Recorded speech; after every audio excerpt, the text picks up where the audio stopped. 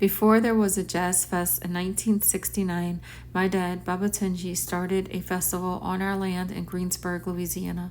James Baba Tunji Ahmed Tucker grew up uptown in the Callio projects with the Neville family and other great musicians who paved the way for New Orleans musical culture. Serving in Vietnam, he started doing photography and was the photographer for the famous picture of his good friend, Professor Longhair, that is hanging in Tipitinas. August 29, 1969, he threw a festival called the Black Arts Picnic. The headliners were Aaron Neville and Cyril Neville, Deacon John, to name a few. As told to me by Aaron Neville, the festival went on even though it did rain. The event made sure to offer buses for people from New Orleans to be able to get there. The article for the event can be found in Greenberg archives in their local newspaper of that year.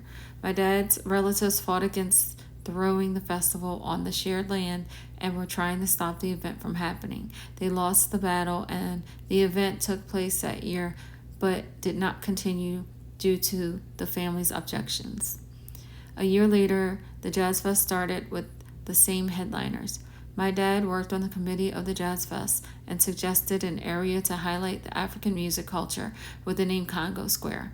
His friends all performed every year, making the Jazz Fest what it is today. As an advocate for local musicians, my dad traveled a lot and went to Cuba with his friend in the 1960s to introduce New Orleans music to Cuba. The Cuban government allowed them in and started playing New Orleans music on Cuban radio stations. With his position at WWOZ, he was able to do a lot to help local musicians. When he found out the black musicians like the Nevilles, Professor Longhair, Deacon John, were not getting paid the same amount of money as the white musicians at the Jazz Fest, he fought for them to make just as much money or more.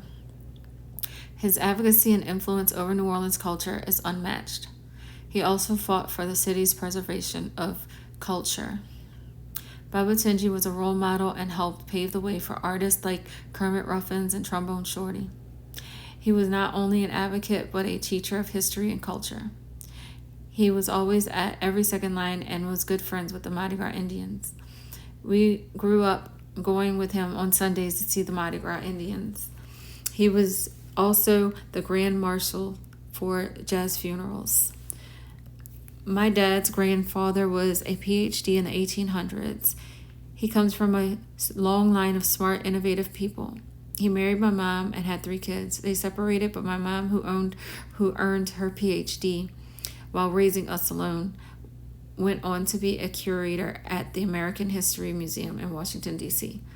My mom and dad, even though divorced, taught us about African American history, Louisiana history, self-confidence, entrepreneurship, love, acceptance, tenacity, and resilience. Baba Tunji passed away in Mexico in 2014.